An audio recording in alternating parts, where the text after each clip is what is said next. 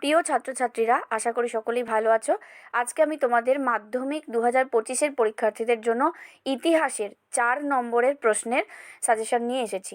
4 নম্বরের প্রশ্নের জন্য তোমরা এই প্রশ্ন কটি অবশ্যই পড়ে যাবে।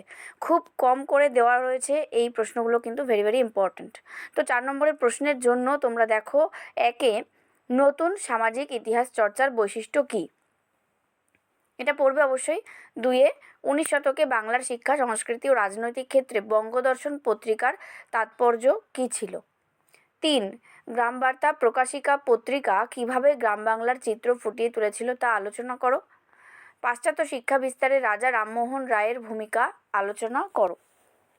নেক্সট, লর্ড মেকলেকে কি এদেশে পাশ্চাত্য শিক্ষার প্রবর্তক বলা যায়? Very important question. নেক্সট, উডের নির্দেশনামা, যেটা উডস ডিসপ্যাচকে এদেশের শিক্ষা বিস্তারের মহাসনদ বলা হয় কেন? খুব গুরুত্বপূর্ণ প্রশ্ন।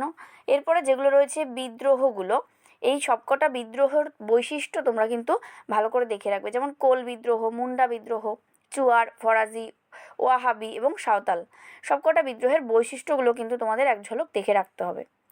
8 যেটা রয়েছে, নীল বিদ্রোহে বাংলার শিক্ষিত মধ্যবিত্ত সমাজের ভূমিকা কী ছিল? অনেক সময় কোয়েশ্চেন তোমাদের একটু ঘুরিয়ে আসে, যেমন গত বছর এসেছিল যে বঙ্গভঙ্গ বিরোধী আন্দোলনে ছাত্র সমাজের কী ভূমিকা। তো এইভাবে কিন্তু তোমাদের প্রশ্ন আসে, বিভিন্ন সমাজের বা নারীদের কী ভূমিকা, এইরকম। 9 মহারানীর ঘোষণাপত্রের ঐতিহাসিক তাৎপর্য, ভেরি ইম্পর্ট্যান্ট। 10 গোরা উপন্যাসটিতে রবীন্দ্রনাথের জাতীয়তাবাদী ভাবধারার পরিচয় পাওয়া যায়, তা বিশ্লেষণ করো। নেক্সট যেটা রয়েছে, বঙ্গভাষা প্রকাশিকা সভাকে প্রথম রাজনৈতিক প্রতিষ্ঠান বলা হয় কেন? 12 মহাবিদ্রোহের প্রতি শিক্ষিত বাঙালি সমাজের মনোভাব কী ছিল? গত বছর তোমাদের এটা ছিল মহাবিদ্রোহ থেকে, যে মহাবিদ্রোহকে সামন্ততান্ত্রিক বিদ্রোহ বলে কেন? তো পাশাপাশি তোমরা এই জায়গাটা কিন্তু একটু দেখে রাখবে। 13 দাগে যেটা রয়েছে, ভারত সভার প্রতিষ্ঠা ও বিকাশে সুরেন্দ্রনাথ ব্যানার্জির ভূমিকা। বাংলায় মুদ্রণ শিল্পের বিকাশে গঙ্গা কিশোর ভট্টাচার্যের কীরূপ অবদান ছিল, আলোচনা করো। বাংলায় ছাপাখানা শিল্পে অগাস্টাস হিকি বা চার্লস উইলকিন্সের অবদান কী ছিল। টিকা যেগুলো তোমরা অবশ্যই দেখবে, ডক্টর মহেন্দ্রলাল সরকার, কলকাতা বিজ্ঞান কলেজ, জাতীয় শিক্ষা পরিষদ, Serampore mission press, AITUC, WPP, Meerut ষড়যন্ত্র মামলা, মোপলা বিদ্রোহ, এগুলো কিন্তু তোমরা টিকা হিসেবে 4 নম্বরের জন্য অবশ্যই দেখে রাখবে। 17 দাগে যেটা রয়েছে, ভারতের ট্রেড ইউনিয়ন বা শ্রমিক আন্দোলন গড়ে ওঠার কারণগুলো কী কী। 18 সাইমন কমিশন বিরোধী আন্দোলনে শ্রমিক ও অন্যান্য শ্রেণীর ভূমিকা কী ছিল। 19 বারদৌলি সত্যাগ্রহের প্রতি জাতীয় কংগ্রেসের কীরূপ মনোভাব ছিল। ভারত ছাড়ো আন্দোলনে ছাত্র সমাজের অবদান কী ছিল। বঙ্গভঙ্গ বিরোধী আন্দোলনে বা আইন অমান্য আন্দোলনে, ভারত ছাড়ো আন্দোলনে, এই প্রত্যেকটা আন্দোলনে নারী সমাজ কী ভূমিকা পালন করে, এটা কিন্তু তোমাদের ভালো করে দেখে নিতে হবে।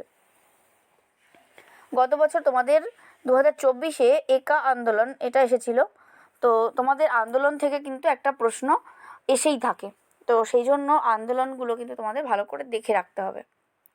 এরপরে যেটা বলবো, অবশ্যই টিকা, অনুশীলন সমিতি, প্রীতিলতা ওয়াদ্দেদার, রশিদ আলী দিবস, মাতঙ্গিনী হাজরা, এই টিকাগুলো তোমরা দেখবে।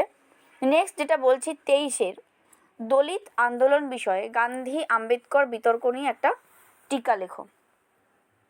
দলিত আন্দোলন বিষয়ে তোমাদের এই টিকাটা তৈরি করতে হবে। 2024-এ তোমাদের বাংলায় নমশূদ্র আন্দোলনের একটি সংক্ষিপ্ত বিবরণ এসেছিল 8 নম্বরের প্রশ্নে।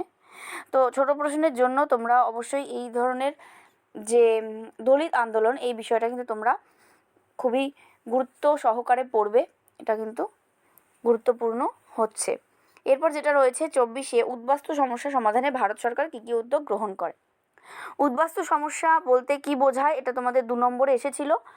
এবারে বড় প্রশ্নের জন্য তোমরা একটু দেখে রাখতে পারো, উদ্বাস্তু সমস্যার সমাধানে ভারত সরকার কী কী উদ্যোগ গ্রহণ করে। আর যেটা বলবো, অবশ্যই নেহেরু লিয়াকত চুক্তি, টিকা হিসাবে কিন্তু তোমরা এটা অবশ্যই পড়বে। তাহলে এই হলো তোমাদের 4 নম্বরের প্রশ্নের জন্য মাত্র 25টা প্রশ্ন। এই 25টা প্রশ্ন কিন্তু তোমরা অবশ্যই 2025-এর মাধ্যমিক পরীক্ষার জন্য খুব ভালো করে দেখে যাও, একটাও স্কিপ করো না। চ্যানেলে যদি তোমরা নতুন হয়ে থাকো তাহলে অবশ্যই সাবস্ক্রাইব করে নাও, আর ভিডিওটি ভালো লাগলে লাইক করো, শেয়ার করো বন্ধুদের। ভালো থেকো, টাটা।